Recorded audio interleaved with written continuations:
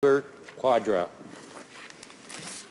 Thank you, Mr. Speaker, and I'm pleased to be taking part in this debate on an important issue. And the temporary foreign worker program is an important issue because it was originally a solution to a problem that was bedeviling employers in Canada and was costing potential economic opportunities and productivity for our economy.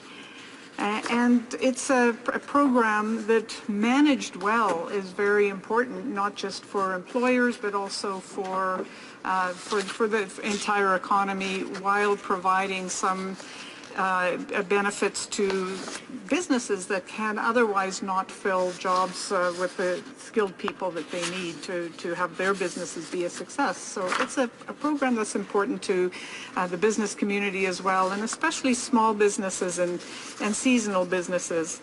So I want to highlight that, and also the importance to the people who have come as temporary foreign workers, where they are really filling a need, a real need that cannot be filled by Canadians. It's a win-win because they are people who develop skills or who bring their skills to Canada but are able to support families, and it's a form of, in a way, helping countries that are less fortunate than Canada to help with their economy and support families in those countries. So essentially a positive program.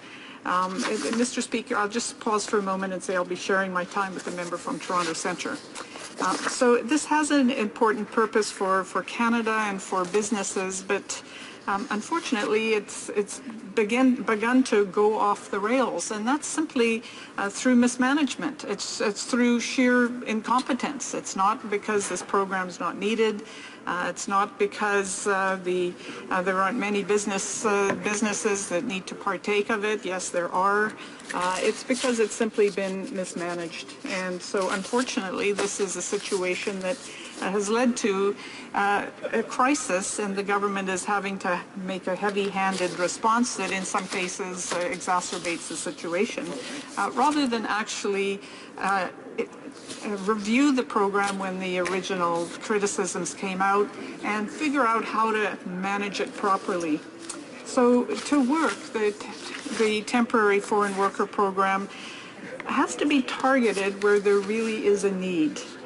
And so in order to do that, the government needs to clearly to have information about where there's a need, because as the minister has said, in broad brushstrokes, we do not have a shortage of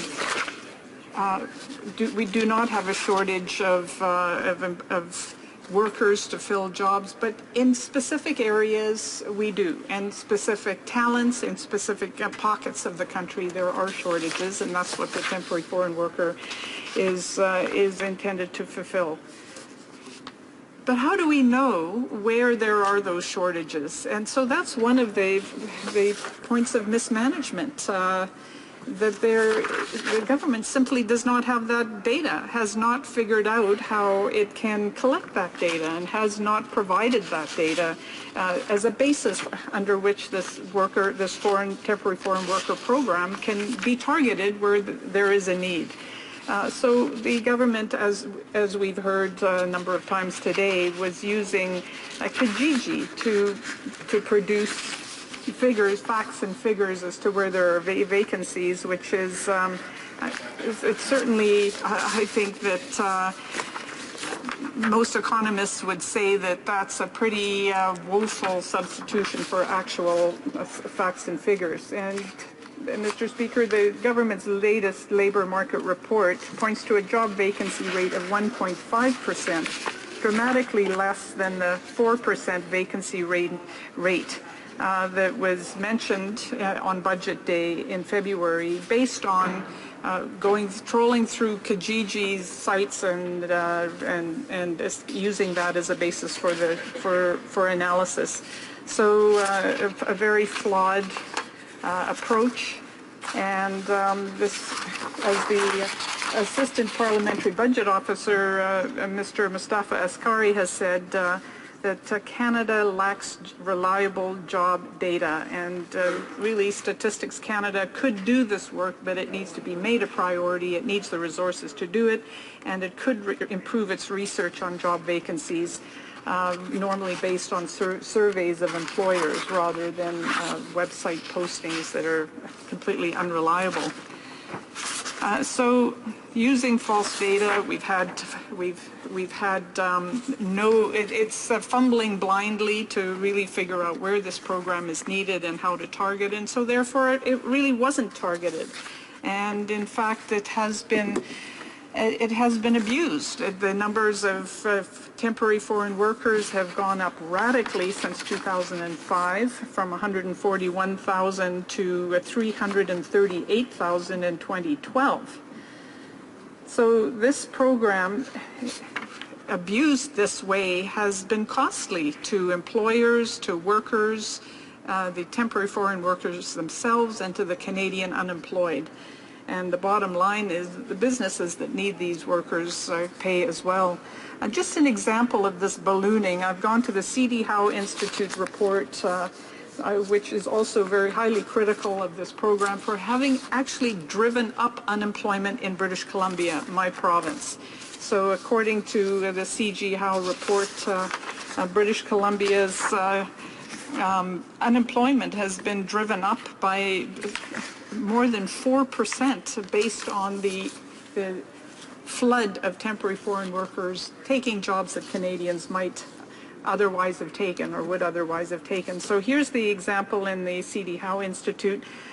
In the pilot project for occupations requiring lower levels of formal training, in British Columbia and Alberta, the number in 2005 of those workers was 2,041. But by 2008, it had ballooned to 56,540 workers. So clearly this has been a program completely out of control, and those are for people, lower skilled people requiring lower levels of training. So this program has gone off the rails. And Mr. Speaker, one of the long-term consequences of beginning to replace immigration with temporary foreign workers has been seen in Europe. In the years after the guest worker program in Germany, a program that was begun because the employment rate was very, very low. The unemployment rate was very, very low. But with the flood of temporary workers, beginning to create a two-tier worker system in Germany, that led to other problems such as entrepreneurs and small businesses driven out of business because of the competition from lower-priced workers in the temporary worker program, and also pressures on social services. So countries like Germany reversed course and went back towards the kind of targeted high-skilled workers or very carefully managed program that we used to have in Canada and we no longer have. So there's many examples, and others have given them, of the kind of abuses of this program, whether it's HD Mining Limited in British Columbia with requiring Mandarin as a condition for work, and when it was not fulfilled by local, very capable miners, temporary foreign workers were brought in to fill those jobs, or a number of other instances. This is simply unacceptable, driving unemployment up, and based on false or faulty information statistically. So the cost to the businesses now is that the allegations of abuse have led to some blanket moratoria by the minister to bring a sledgehammer to this problem that should have been fixed before, could have been fixed before, and was just ignored. And that, of course, costs certainty to the employers and the businesses that really do need these temporary foreign workers.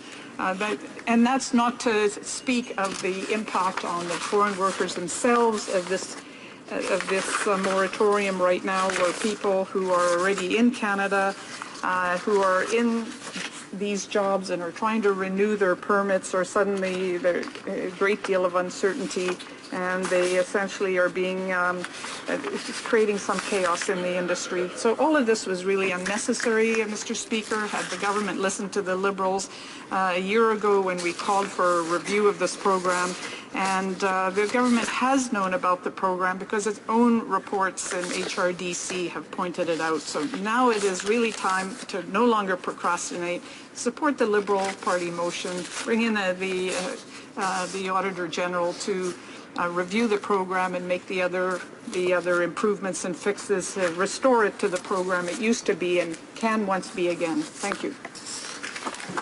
Questions and comments? Question et commentaire. The Honourable Parliamentary Secretary. Well, thank you, Mr. Speaker. And, as we know, the Auditor General actually has done a review of this program, and we've implemented the recommendations that the Auditor General put forward upon the review. As you said before, we don't pretend to try to create a work plan for the Auditor General. I know the Liberals are asking for the Auditor General to review this program, but the Auditor General already has reviewed it. We won't venture into that into the realm of the Auditor General. Now, the Liberals are concerned that we are, exploding is the word they use in terms of numbers. But I want to make sure that the members are aware that this is a demand-driven program, that the amount of temporary foreign workers in Canada is the result of employers who cannot find Canadians who are trained to do the job. So there's no quota, there's no limit to the amount of temporary foreign workers that come in. It's all based on the fact that we do have certain sectors and certain regions with acute labor shortages. So what does the member across the way believe we should do as a government to try to address this?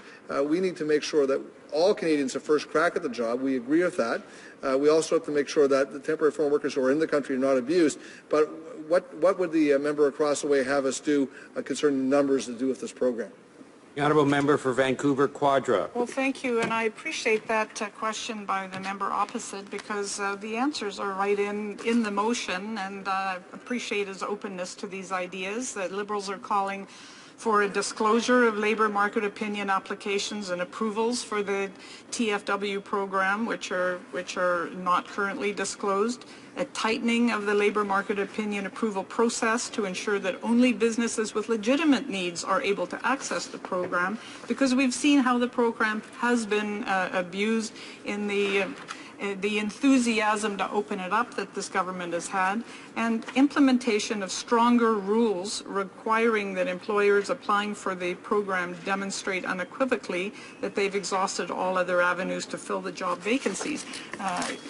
The members should be aware that even as it's become so much easier to get a permit for temporary foreign workers, the waiting times for actually coming in as a potential permanent resident or immigrant have been extended many times past what they used to be. The path to citizenship can take up to 8 years. To be reunited with a family member from outside Canada now averages 40 months, up from 5 months just 5 years ago, and on and on. The average processing time for federal skilled workers has gone to up to 34 months, whereas in Australia it's 2 months. So let's focus on opening up those channels rather than opening up the channels for temporary foreign workers, so that becomes a replacement for immigration. Questions and comments? Question et commentaire. The Honourable Member for St. John's South, Mount Pearl. Thank you, Mr. Speaker, and I thank the Honourable Member for some of the points that she made in her speech. I wrote some of them down. She mentioned how Canada lacks reliable job data, so it does. She also mentions how the temporary foreign worker program is completely out of control and how the program is, quote, off the rails. I wonder if the Honourable Member can elaborate on how to stop the flood, as she put it, of temporary foreign workers. How do we fix the program? I know the Honourable Member has mentioned bringing in the Auditor General of Canada, which is what my party, the New Democratic Party, spoke about last week, what we called for last week. But what we also called for last week, Mr. Speaker, was for a moratorium on low-skilled occupations. Would the Honourable Member go that far? Why won't the Honourable Member go that far? Thank you, Mr. Speaker. The Honourable Member for Vancouver Quadra. Thank you, Mr. Speaker. And again, I would say with respect to the member that we have outlined a number of actions in our motion, and I'm hoping that his party will be supporting this motion. I mean, essentially, this is a matter of competence and management.